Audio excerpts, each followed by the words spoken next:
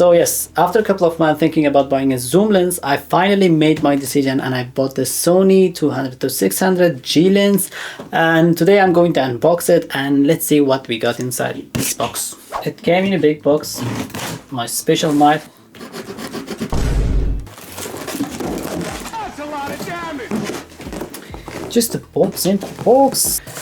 And yes, we got the lens here in this box. FE 200-600 G lens. It's a very soft case for the lens, good material. Got a strap for the lens, just normal Sony strap.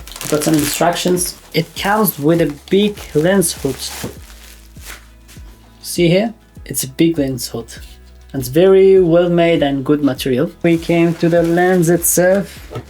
Nothing inside the box. My first impression, very good quality. It feels premium in hand. With a removable tripod mount with customizable buttons here, and also more buttons here that I'm gonna explain it in next video with the photos I take with this lens. And yes, it's a big lens. It's not that heavy compared to the focal length.